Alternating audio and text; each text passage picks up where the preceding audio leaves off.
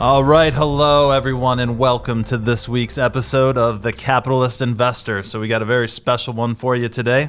You got your boy, Diamond Hands D. You got Tony the Tiger coming at you. So if anyone is watching on the video feed or the YouTube channel, we have some special guests this week as we try to get to the bottom. Maybe not the very bottom, but at least delve into a little bit NFTs. Right. So NFTs, a very, very, very hot topic lately. A lot of hype out there about them, but also a lot of confusion, right? Exactly. What are these things? They're pictures. How do they work? They're on the blockchain. What does that mean? All kinds of crazy terminology out there. So we're going to try to break this down into a two-part show. So we will kind of do the first half is the basics, and I'm going to turn it over to Tony right here to introduce everyone, and because he's really been kind of the leading force, if you will, around the SWP offices about the NFTs. So and he wrote a blog, so you can go to our website and check out our blog section, basically how to buy an NFT, which is not an easy thing to do. So he broke it down really well on that. So, with that, Tony, why don't you kind of take it over from here? Yeah. And kind of set up where you came up with the idea of the show. And then let's bring our guests on as well. Yeah. So it all stemmed from, so Derek and I are friends with a good friend with one of our guests, Eric. And Eric gets his hands into like everything from fantasy football, when he got into the NFT thing, Derek and I looked and said, "What the heck is this dude doing? Buying a picture of an ape, for I don't even know how much?" And then he just says, like, "My ape's going up in value," and I just discounted it for ever and ever and ever. I'm sorry, Eric, but you did say his ape was going up in value. Yeah, so. No, he's like, wait. I think I'm gonna put it in my will for my kids. And then maybe they'll get my dog too. I'm like, what are you talking about? So, really quick to introduce our two guests. We have Eric Spray, and he is a good friend of ours that got into NFTs. So therefore, I got kind of interested. I started learning a little bit from him. But where I really started stemming is I started seeing it on CNBC, things popping up on my threads about, people selling these for 6-7 figures. And then we also have Ben Phillips. Welcome, Ben. I'm meeting you for the first time. But Eric has mentioned a lot of, good things about you. You guys are both really involved in the NFT community, but I just want to hit the real basics of this. So I even told my wife the other day, I'm like, I'm doing an NFT show on my podcast. And she goes, "Is that after hours?" I was like, "Is that like fantasy football?" And I'm like, no, it's not even close. So not many people know about it. The people that do know about it are either skeptical or just in it 150%, right? There is really no in between. Yeah. You don't dance in this gray area. And so what an NFT is, it's a non-fungible token. Basically, in my perspective, it's digital art. Okay. That's how I perceive it and look at it. And people are like, well, it's more than that. It's the new wave of stuff. And that's where I want to get into it with the both of you. Like, okay, here's what I perceive it as. What else is it? And what can it be? We'll get to that down the show. But, when you have Visa spending, I don't know, 150 grand on an NFT, one of those crypto punks. And you get people like Steph Curry buying them and, Reese Witherspoon's getting into the game, like all this weird stuff. I don't know if that's a top or what. But it's, when it comes up on CNBC and they talk about it once a week for weeks and weeks and weeks, you got to explore it. So my blog on my website, on our website, swpconnect.com. I just dove in, I'm not going to be the one, person that's like, I'm thinking about it. And I just went and bought one with help from Eric. I'm like, dude, how do I do this? And he drugged me along. He goes, go buy some crypto. Okay. I went on to Coinbase and I did that. I didn't know that crypto was bought in Ether or Ethereum. I'm sorry. So I had to go buy some Ethereum, and then I had to create a MetaMask account. That's where you take your money from your Coinbase account, put it in your MetaMask account. Your MetaMask account is your wallet. And that's where your NFTs are stored when you buy them. That's where your money to pay then the OpenSea account to buy your NFTs. And then you have to just go out and find what you like, and that's a whole other thing. Like, what do you like? What don't you like? What's hot? What's not? And then you just start buying and selling this stuff. So that's the real top to bottom, go buy some that's the term, they just call it E, right? Go buy yourself some Ethereum, and then you can open some accounts and go and buy NFTs. So that's top to bottom. I'm missing anything? Well, I'm sure you're missing pretty much everything. But that's why we have the experts here. But yeah, I think you decided. I think we're good now. Yeah, right. I would probably add just one thing, which is that MetaMask is also how you log into basically any NFT site. So OpenSea is the marketplace, right? Think of it like eBay. Yeah. And so not only is MetaMask where you store your crypto, it's also your login key for that website and for any NFT website that's selling new ones. Like you want to log in to mint or buy one of those for the first time, you log in with your MetaMask. That's your online presence as well as your wallet. Okay, great. Thanks for explanation. And before we got on this podcast, you can always look in YouTube on the fine detail on how to set all this stuff up. And, we don't want to waste the time on how to do all of that. I wrote that blog. I think it's a good way to really explain it, but then to get the fine detail, hop on YouTube. So I guess, Derek, what do you think? Let's have, kind of Eric explain where he was, where he is today, where he's planning on going, with his experience. And I'd love to hear what Ben is, because they're both in the space, and then they're both doing projects, with some well-known, NFTs. Yep. And, Eric, I'll kind of start with you, let us know how you kind of got into it, why you did get into it, and then kind of where you're at now. Well, I think for a lot of people that are sports oriented, I know you guys are, but Derek and I actually got into Top Shot at the same time. We got in right about the time the roller coaster was going down and down and down and down. So we just always made a joke. We bought exactly at the wrong time for Top Shot. So that was our introduction into NFTs.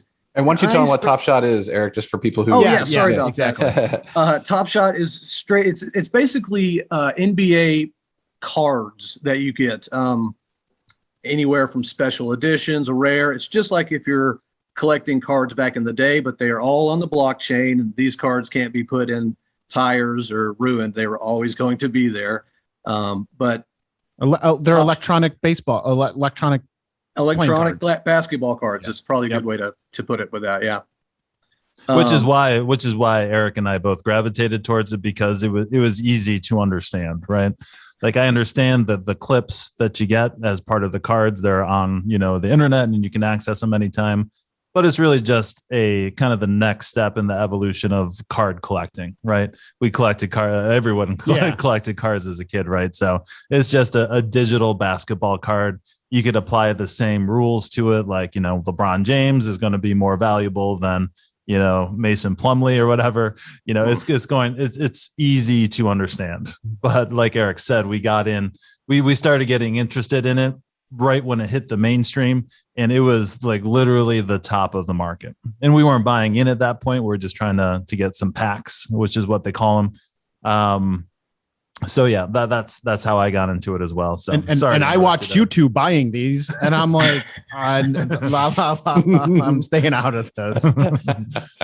Yeah. But so what I did was I slowly but surely started following more people that were NFT oriented on Twitter. And little by little, you started learning about these other projects outside of Top Shot. So at one point I was like, well, all right, I'm going to see what's going on over in this world. The first couple projects I bought into were complete disasters, complete bombs. I sent one to Ben as a joke, just so he would have to have one of them in his wallet. I'm not going to say who it is. Still sitting there. Yeah, I'm not going to say who it is, but that's not cool. But I just started noticing these guys started putting as their avatar picture on Twitter these monkeys. And I was just little by little, it slowly started creeping into almost every one of my Twitter feeds. Everyone just started talking about this Bored Ape Yacht Club. And slowly but surely, I was like, I'm going to have to get one of those. And that's kind of how my journey started into the NFT world, was desiring to be part of the Bored Ape Yacht Club. And we'll get into a little bit of that when we start talking about some of the major big projects.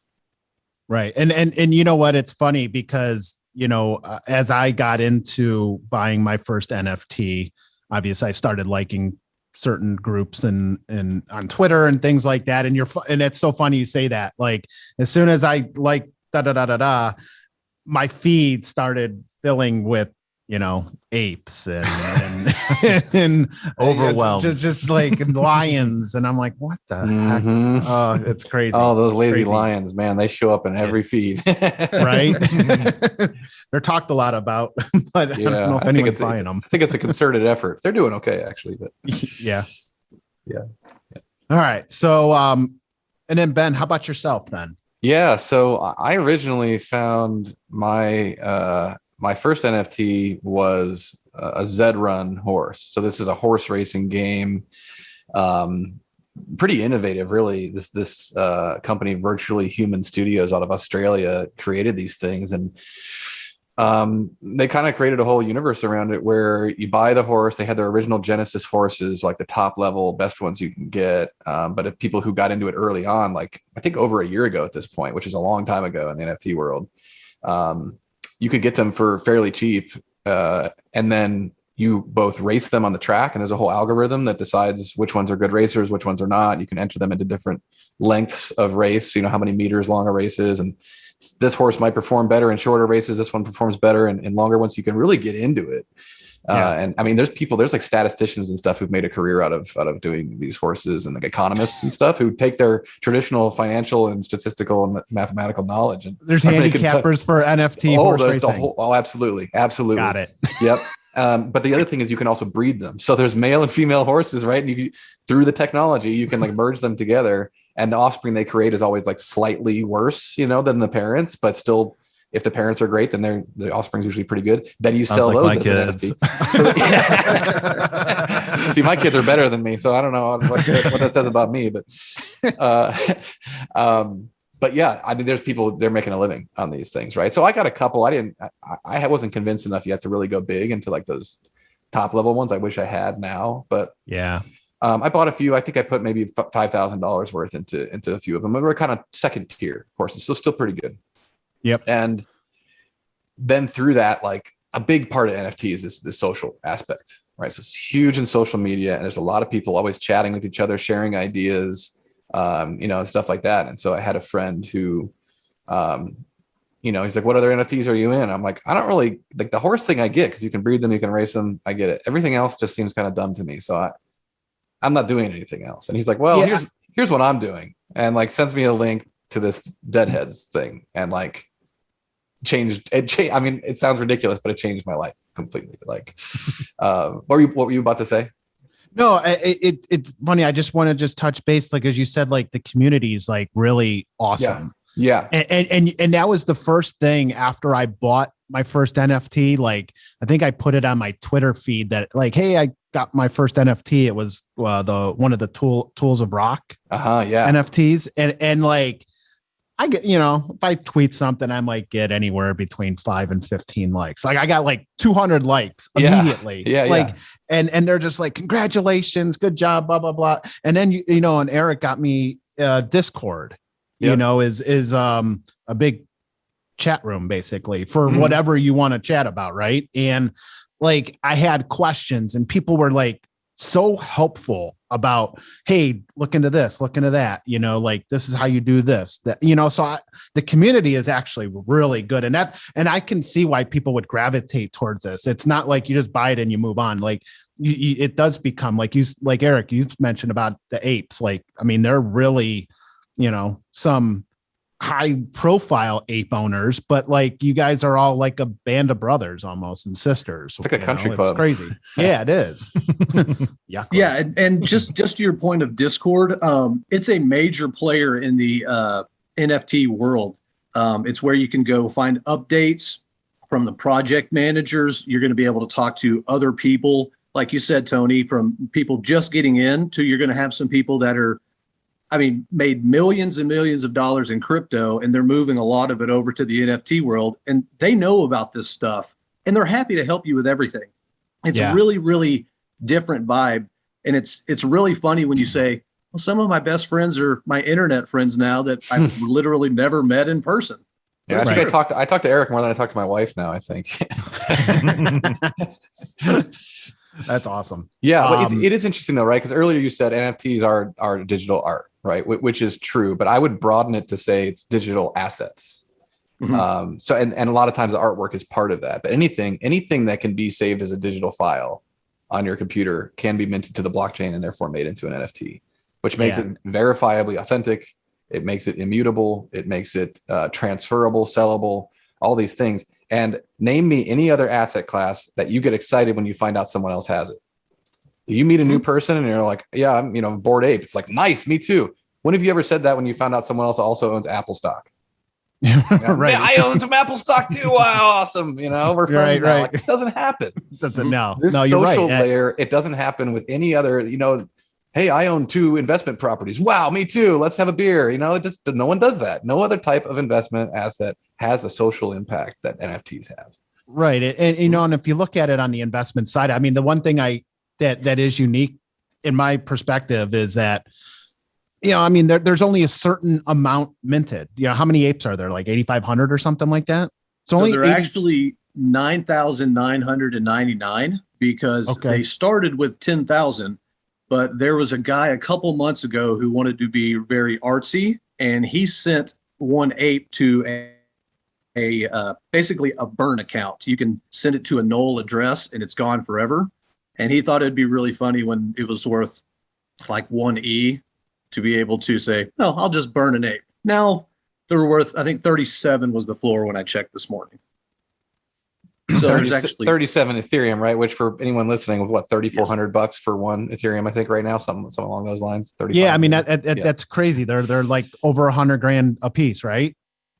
Yeah, I can check the floor right now for you. Actually, believe it or not, I have it saved. Surprise! And that's for like, I don't know how to describe it, but like the floor is like the least desirable. Yeah, NFT. It's the cheapest priced. It's the lowest priced. You're going to have people that are going to price it low because they want to get liquid really quick for another project. And they may be actually selling one that's a little more rare, but they just need cash fast. So you're going to have a lot of different opportunities of why the lowest priced item is the lowest price at that time.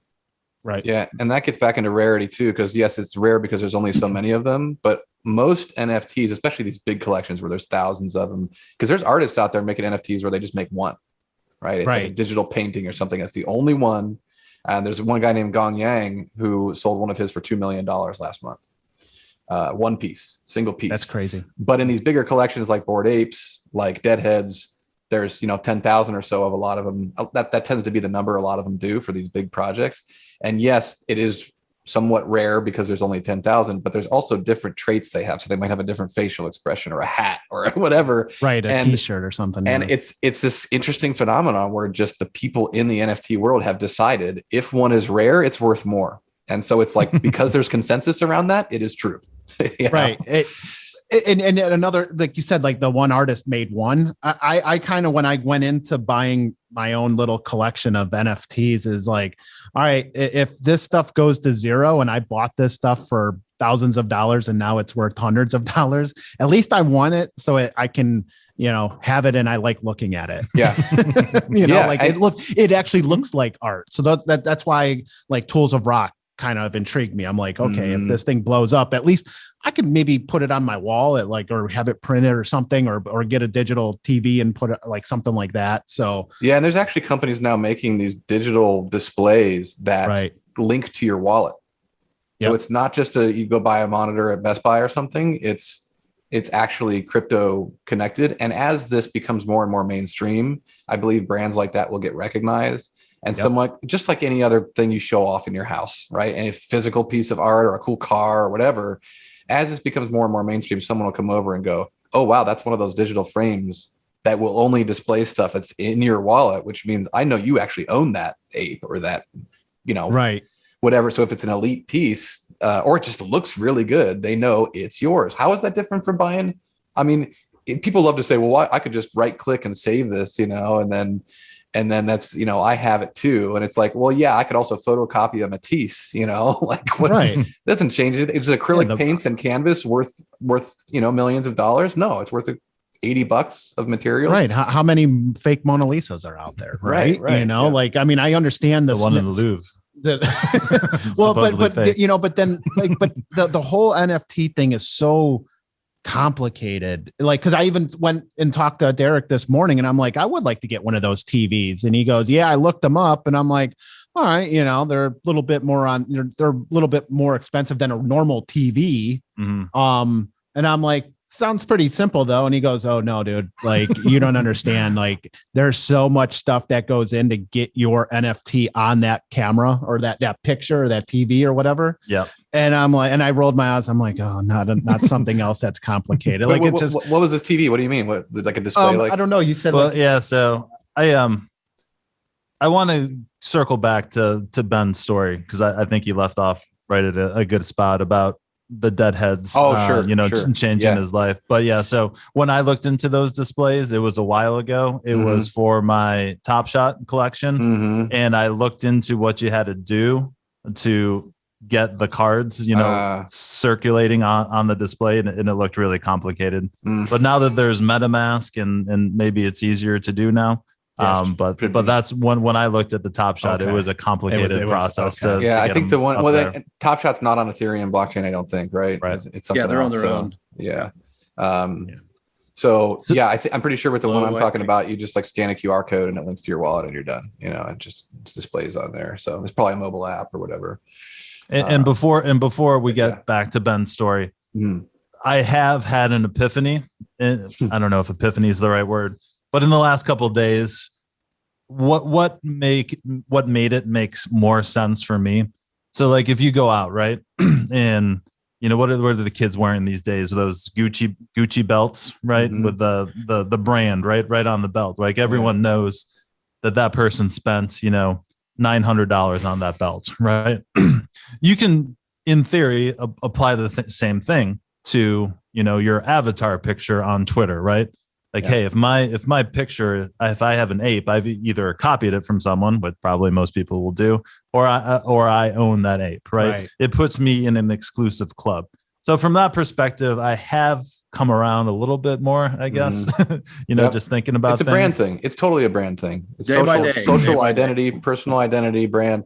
And actually, so a lot of people will say, well, I could make that my profile picture on Twitter.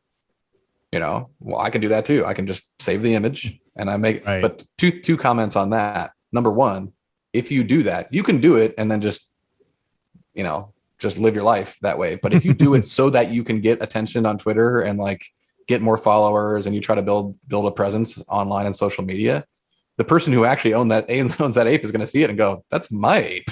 Because no two of them look the same. And then everybody's going to basically blacklist that person, right? They're like, well, this person put a fake ape. Secondly, I'm actually in connection with a company that's the industry they're in is really about digital identity online and blockchain, let's call it certification of ownership type stuff.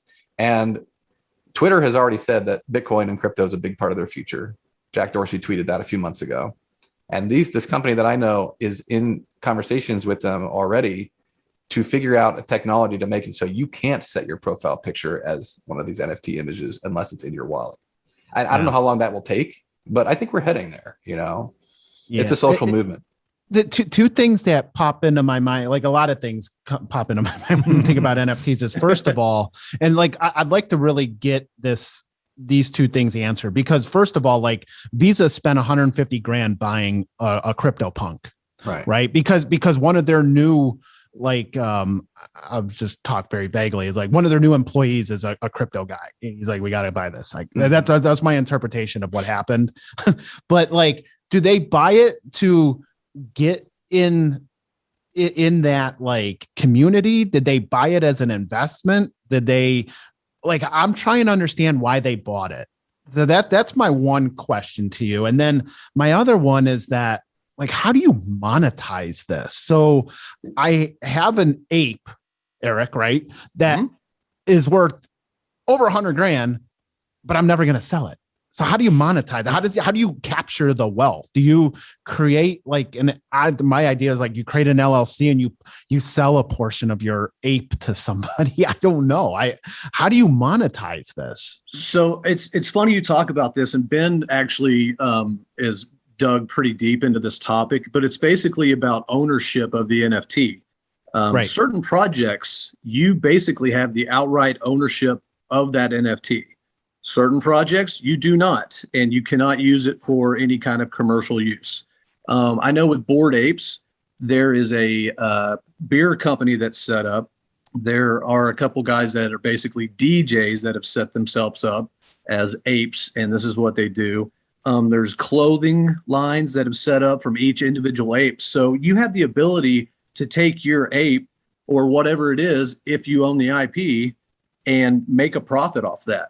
Interesting. It's something in this world that you'll hear a lot, and it's called utility. And it really just means, what is the benefit of owning that NFT? And every NFT project's going to have something different. And that's kind of the beauty of it. Some of them are going to be something that you really enjoy because it's right up your alley.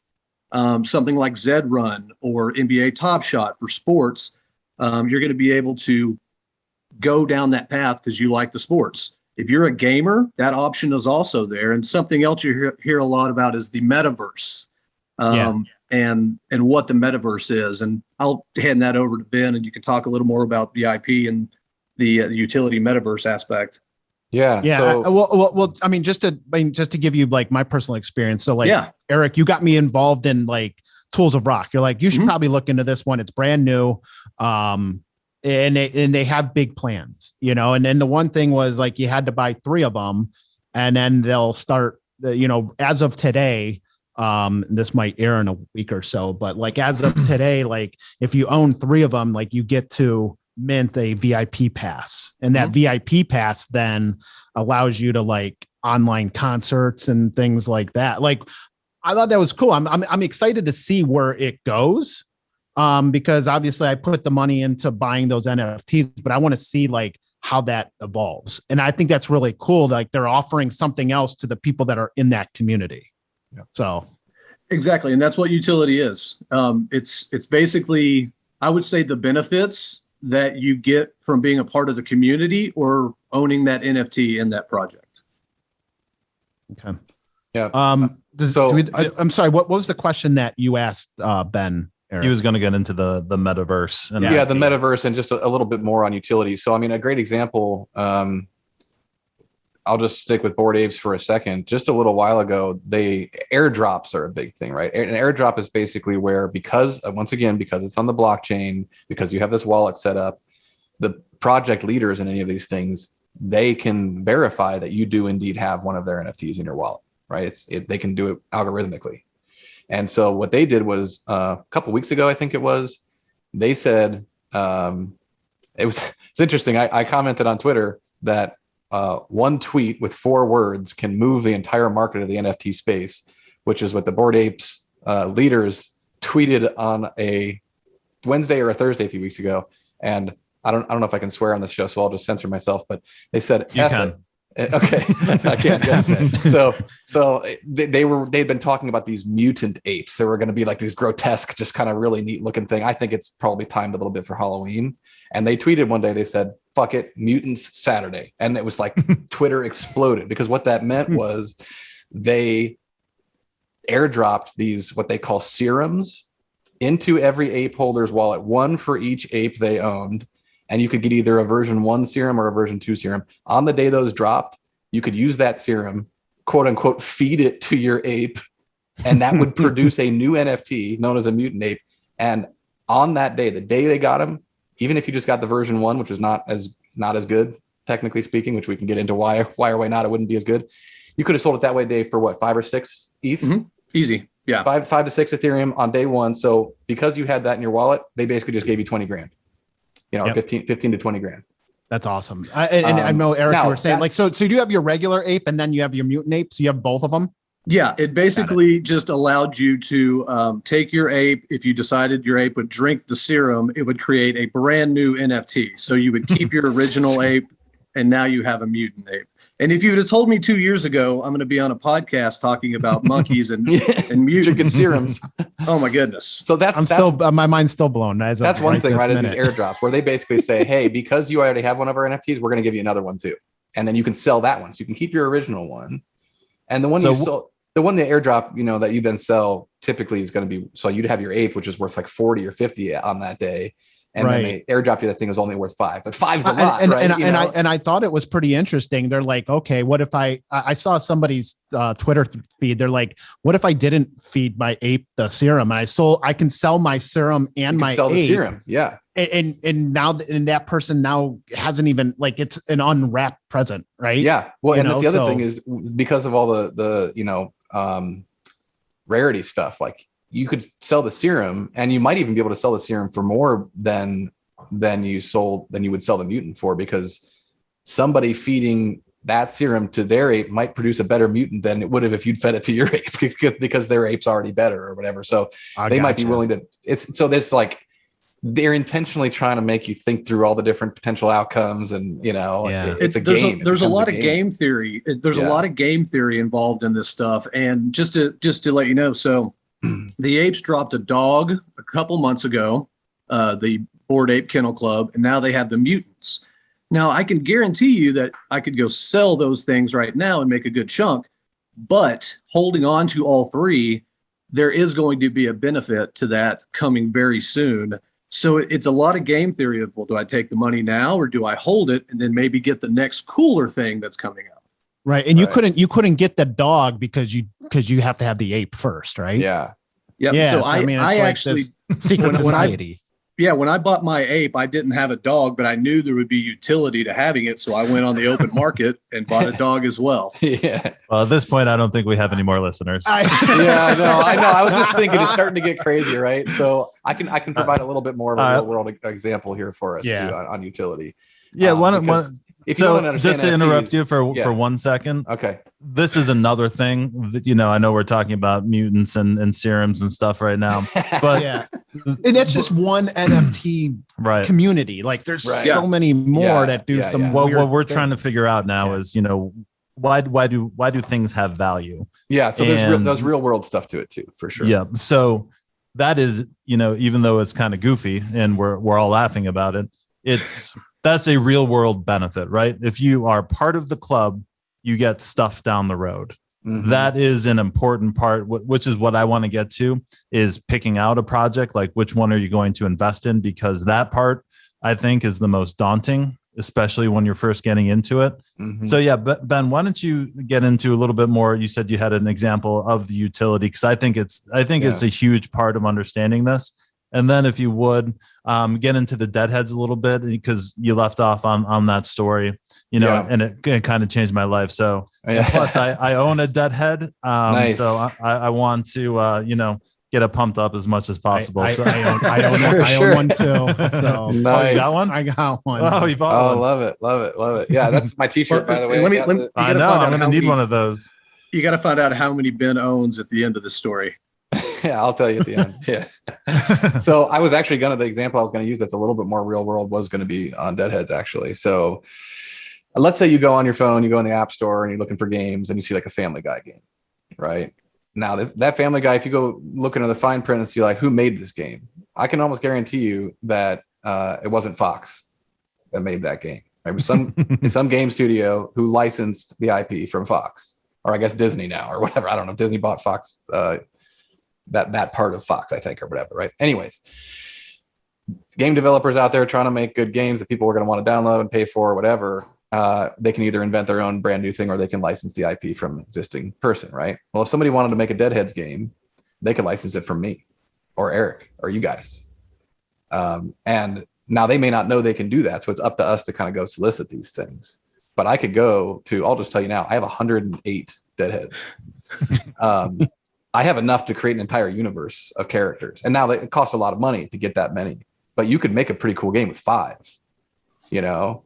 And so if you have the skills to develop a game, or if you know someone who does, or even if you want to contract it out, or someone wants to license it from you, and then all you're doing is just getting royalties, that's not in this realm of like, oh, you're getting airdrops of new NFTs. You're getting dollars, you know, like from a game that, and the other part that happens is, let's say I did that.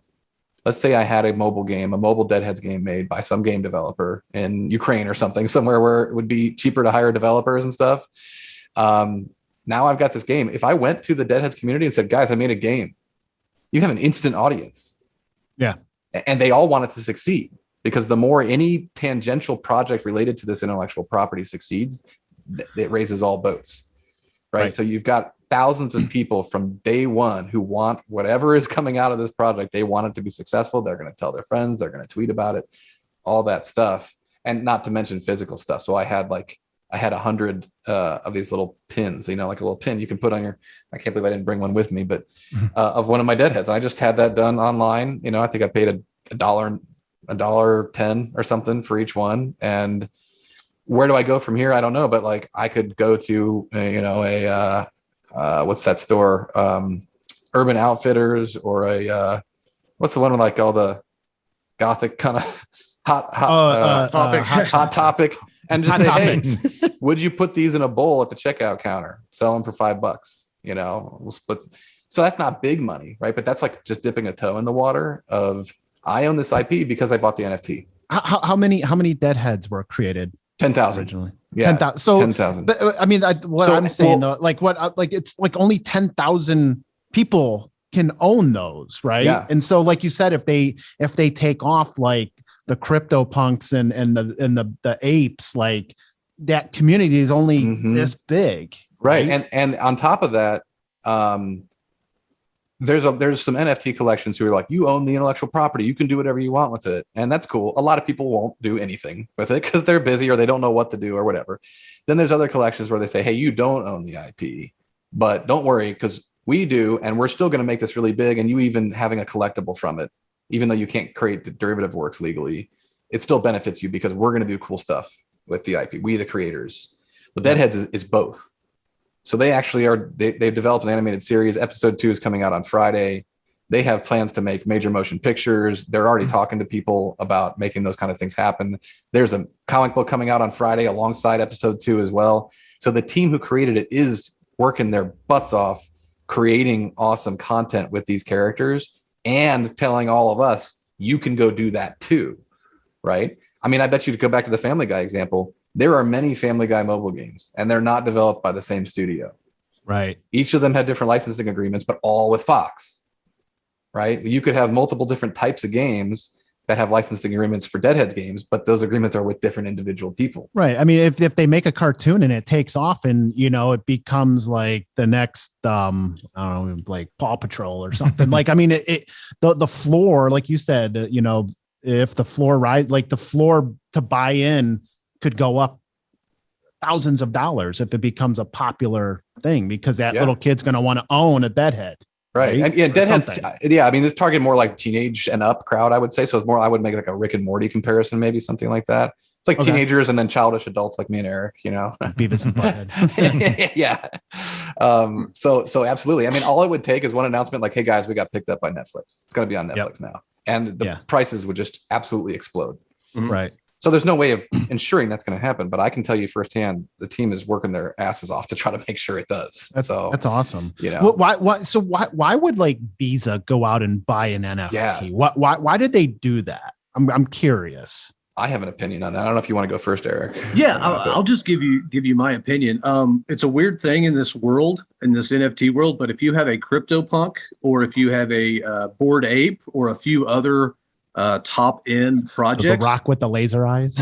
yeah, some of those are just ridiculous. And they get popular for different reasons. But if you just had Visa spend $180,000 and they just legitimized themselves in the eyes of everybody in the crypto world and everybody in the NFT space. And I mean, like Visa really needed to legitimize themselves, but it basically just said, we are open for business and willing to work with you guys.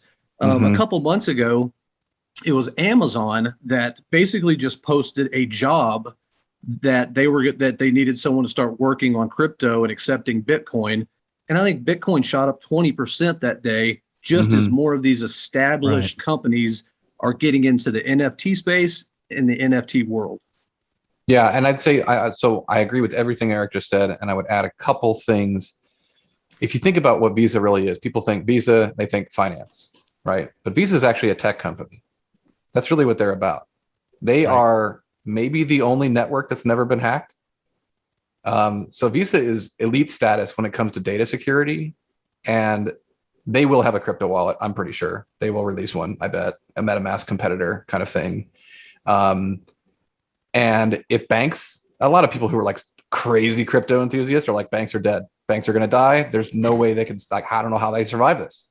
You know, I personally don't know how I feel about that. I don't know how I feel about that, but there are people who say that. But nevertheless, whether they do or not, this is an industry that's going somewhere, and Visa is like, we're in. We will have a business unit at the very least. We will be processing not just dollars and other currencies, but cryptocurrencies too. And so that's them saying we're in, right? I also think it's marketing, because for everybody, or like when Arizona Ice-T bought a Bored Ape, same thing. For anybody who's in NFTs, they're like, oh, snap, here we go. Another big company is, that legitimizes what we're doing. It makes us feel a little less crazy for what we're doing. I mean, like I said, I saw the Chainsmokers bought an ape. I saw Steph Curry bought an ape. Like, I mean, so you're getting, So it's one thing when a celebrity does, right? And when a company does, I think they're really doing, because Steph Curry doesn't need marketing, right? He doesn't need to be, he's not Coke, where if he stops advertising, people will stop loving him. But it's marketing in that the people who are already in this space celebrate it or criticize it. Either way, any press is good press, right? But the other thing it does for people who don't know the space yet is it just makes them go, huh? What are they doing? And, it catches attention in a new way, makes them stand out. It's that pattern interruption that marketing needs to do to make somebody stand out. So I think they're doing it for those reasons too. And a good example of this is, guys, I mean, Tony, how many months have I just been texting you guys about NFTs and projects, and all of a sudden when Visa does it, or the Chainsmokers, that there's one thing in everyone's mind that goes, oh, well, maybe I should look a little more into it now. I mean, it was kind of a domino effect of a lot of things, but you kind of started it. And I mean, I've heard of it. I'm like, I didn't understand it. Like, but like you really got into it, Eric. And, it made me pay attention when some of the other bigger things started happening, and it had me rewind a lot of the things that you said before. Right. So. Exactly. Yeah. I'm curious though, like I mentioned before, I'm like, all right, you have these NFTs, this booklet and library of NFTs, like, you got hundreds of thousands, maybe millions based on your collection. And like, how do you monetize it? Cause you don't want to like get rid of them sometimes, like, cause maybe you only have one. And if you sold your ape, you're out of the club. Right. Yeah. So, I mean, has anyone in the community ever thought of like creating an entity where you can sell like 10% into? There is fractional stuff. Is there already? Yeah. Okay. And I've got money into a couple of apes that are fractional, that are just high end, and I put a few bucks here and there, and that's going to be the way a lot of people are going to be able to get in on these blue chip high end projects. How do you know you own it? Is it like a legal document? Like no, it's a website where you connect your crypto wallet and everything. There's one that's like fractional.art. And you just, like anything else, you use your MetaMask, you log in using MetaMask, and it's like, here's this ape punk, which is a crypto punk, but it looks like a monkey, this is from before Bored Apes. They're not like trying to merge the two. It just happens to be an ape, but it's a crypto punk. Yep. I mean, it would probably be 300 Ethereum or something in the open market, but I have 1 Ethereum worth of that one. Okay. I haven't checked what it's worth right now, but that's how much I bought in for. So like what is that? 1/3% of ownership of it. They use an exchange on there where it technically exchanges your Ethereum for a different token, which then verifies your ownership of that piece of that one. But that all happens behind the scenes. All you need to know is if you connect your wallet, you can look at that website anytime and see what the current value is worth. So Derek, you and I kind of are still, I don't want to call us skeptics, but like, we're still like trying to understand. So one of it was, we've always heard that these are safe, right? And, I know, Eric, you mentioned about somebody got their ape stolen. I'm like, how did that happen? I thought this stuff's safe. Like, I thought it's blockchain. Like, how did they not hunt that guy down and get the ape back? Like, I'm trying to understand that part, but I also want to understand, like, where do you think the future is going? So like, I kind of understand it now through like the deadheads. So like you created the NFT, but now it could, if it's got enough popularity, it could be turning into clothing. It could turn into cartoons. It already is a cartoon. Yeah. I mean, but like mainstream, like you said, like, hey, Netflix picks it up and now it's like, right. Your NFT just went up 20-fold overnight because of something like that. Probably. I don't know, but so let's talk about the safety component. Just look, I'll jump in on this really quick. And this is, and then I'll let Ben, jump in a little more on that too. But this right now, the NFT space is the wild, wild west. And what I mean by that is the main concept of this space is that decentralization, and it's kind of to interrupt the system. When you have something like that, you don't necessarily have a lot of guidelines or rules put in place. Now, for guys like us that we're pretty good with computers, but we couldn't go build websites or anything. The thing about it is those guys are in this space. And a lot of those, not a lot, but there are some scammers out there. And that's where you could possibly be hacked with somebody saying that they're from a customer service support system for MetaMask. And, hey, I need to go check this and fix this. And every once in a while, you'll get someone that clicks on a link they shouldn't, and they automatically will give all their information over to a hacker that can go empty out their entire wallet. Yeah, that's the thing with MetaMask. It is way more secure than any other network, but the security is entirely in your hands. So there's no, like, on some things you lose your password or something, you just kind of like reset the password and type in something, what city you grew up in or something on your email. Didn't they want some kind of like 10-word phrase that's unique for like everybody and stuff? Like, make sure you don't lose that or you're kind of cooked, right? Yeah. So that's a good point. So there's no password support. So if you forget your password, there's an elaborate key system. You need to put the right 12 words in the right order, or you cannot get back in. There's no 800 number. Nobody who can help you. Nope, it's over. And if someone else gets over, and if someone else gets those 12 words, all your stuff now belongs to them. Yep. Yeah. So if you took a picture of your 12-word phrase and your phone is stolen, and someone knows what they're looking for, they can store it in your Google Drive or something like that, and they get into your Google Drive, that's over. So mine is, I don't store it digitally anywhere. It's not on my phone, nothing. Some people will write it on they actually, companies that sell these little titanium tubes that are fireproof. You literally just write it on a piece of paper, roll it up, put it in the tube, put it in the safety deposit box, or a safe or whatever. That's crazy. Like, hey, everything's going digital except your MetaMask password. Like, I know, isn't that funny? Isn't that funny? It's ironic on how like weird that is. Like, that's crazy. Like, there's no helpline. You're done, right? Yeah. So let's follow up on that question real quick. So basically a phishing scam, right? Yeah. But can I see where that ape is now located? That was our question. You can, but that's actually good. That's part of the painful part, because you can actually see whatever was hacked and taken from you still on the blockchain, and you can't do anything about it except just watch it get sold by someone else really cheap, and then just cry yourself to sleep. So, the security is a big thing. I tell everyone that's new. I think I told both of you guys, never click on anything. Always ask me before there's anything that you need to look at, because it's weird to say I've only been in this world since, about February till May for Top Shot, and May on in the NFT world, but I'm a veteran, and always reach out. Don't ever do something if you think there's a question. Always ask somebody in the community, because they will 100% help. Yep. So maybe, guys, because we're going long on this, so I'd like to do it again. Honestly, I'm enjoying this conversation. But to wrap up this part of the show, why don't you guys get into a little bit of the projects that you're involved in right now, and kind of go through those, and then we'll try to wrap it up with kind of a a summary, if you will, and figure out what we've learned in this conversation. Cool. I'll go first, and just to tell you, Ben and I could talk NFTs for hours upon hours. So whenever you guys want to do this, just line it up and we'll be here. So I'm actually starting, as we all have played in leagues together for many years, D and Tones.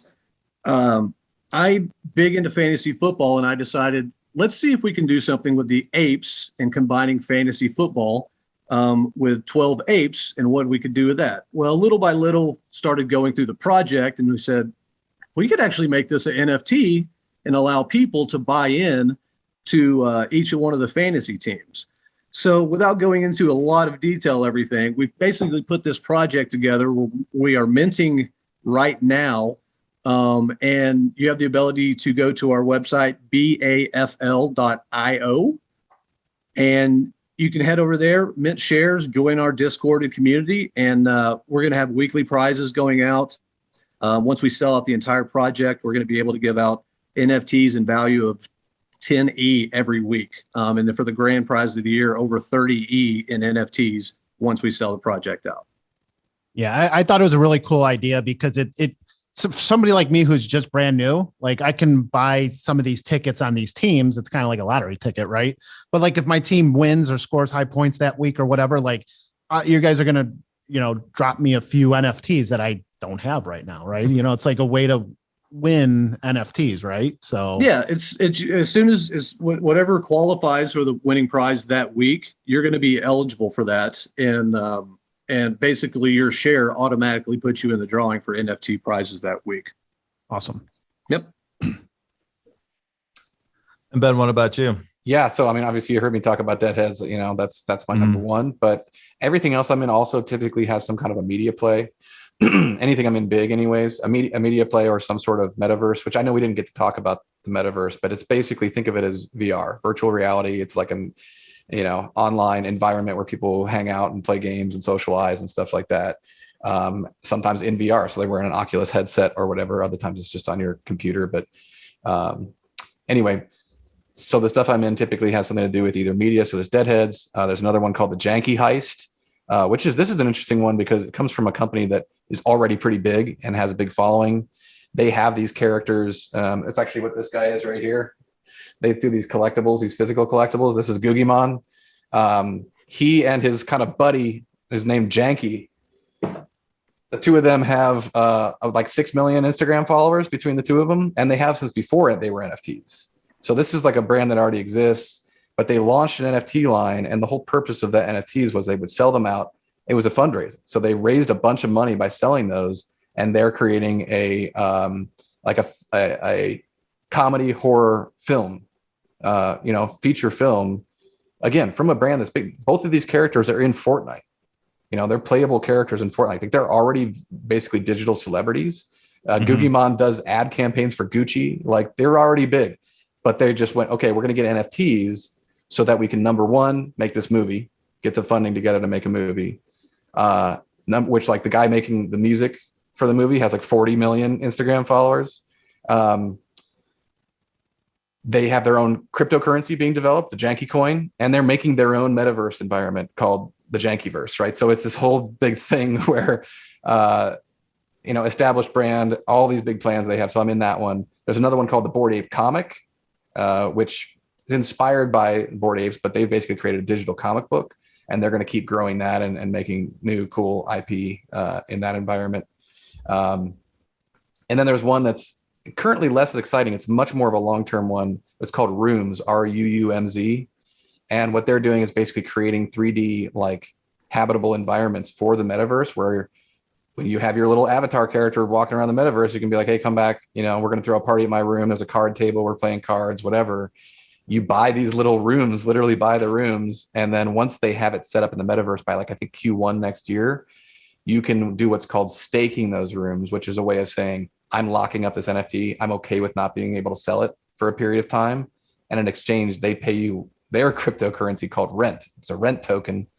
And you can use that to customize more spaces. And so it's really about this like social habitable environment in the metaverse with that one, but it's a little more advanced. I saw something on like CNBC where the one guy, he was like, you know, like he was talking about these things that I'm having a hard time rationalizing. And he goes, there's going to be a point where like you might not be able to go into certain restaurants because they want to see like that you're an owner of like these types of NFTs because that's who we cater to. Or at the very least, it's like, you know, free beers for all ape owners at such and such place, you know.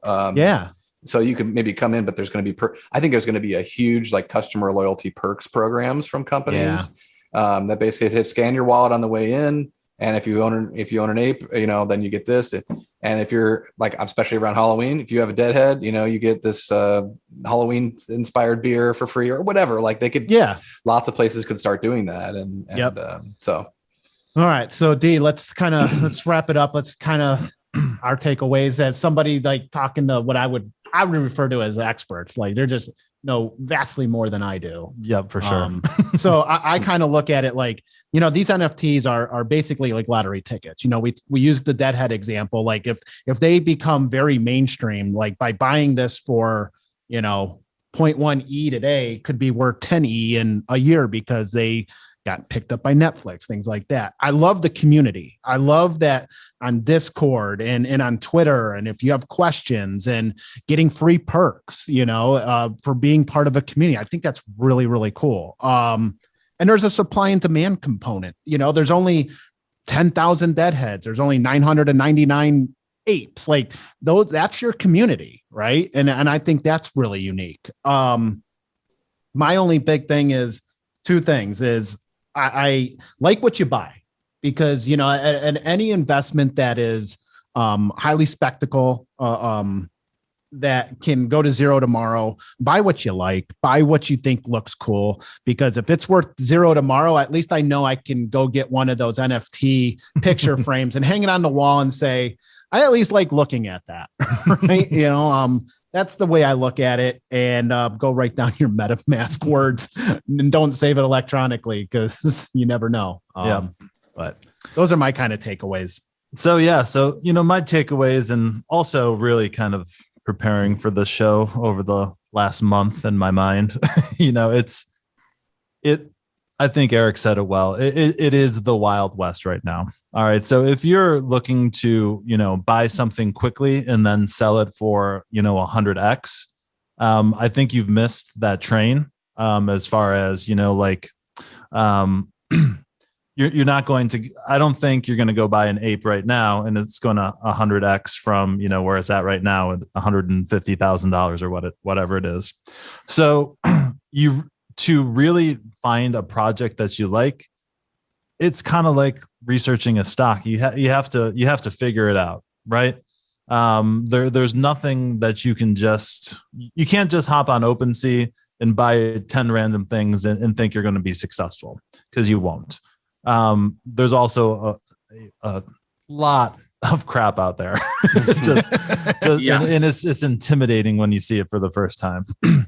Maybe the next show, if we can do another one, we can get into the problems. You know, there are some problems and questions that I still have, but there is a lot of upside. You know, you're not just buying a picture of a monkey or anything like that. So if you want to be successful, you have to join those Discord chat groups, right?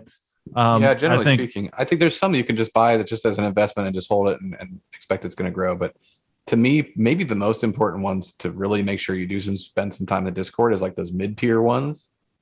Like the pricing is kind of in the middle. If you start looking around on OpenSea and go, these ones are really cheap. In fact, they're so low that's probably not a good sign. Or those are ones that are really expensive, like an ape, where if you can put the money together, cool, you could probably just get one and ride the waves, you know. But those middle ones, I would consider deadheads to be one of the middle ones. Currently underpriced, in my opinion. It is good when you see one that's priced like that, where it's high enough that, like, okay, it's not a dying project, but it hasn't skyrocketed yet. Let me go see what's up. Then you jump in the Discord, you start asking questions. That's the most important time. Yeah. So great points there.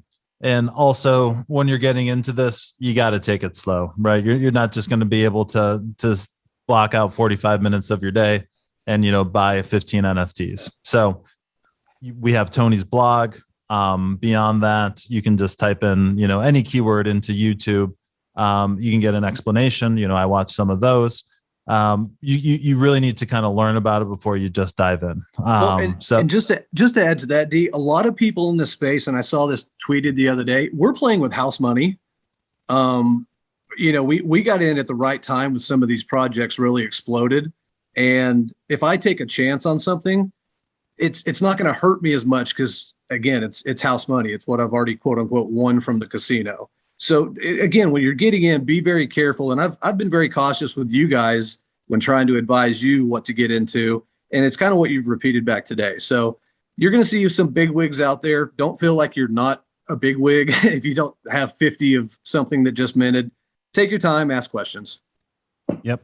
Yeah. And you know what, anyone that listen to this podcast and they have questions, because I think another one would be good, because there's the skeptics, you know, of like, hey, why does that do this? Why does that do that? Why should I do that? And like, I'd love to have that kind of show with you, like to kind of blow up the things that people have in the back of their mind, holding them back from buying NFTs, right? Just tell us when, buddy. We'll line it up. I hear you, man. I hear you. So yeah, that's, maybe we'll leave it there. I think probably one of the biggest issues is it's also one of the biggest benefits, right? So like if we go on TV or Marco's on TV and talks about Apple stock, right? And he owns $1 million worth of Apple stock, and he goes on TV and is like, Apple's the best. Apple's the best.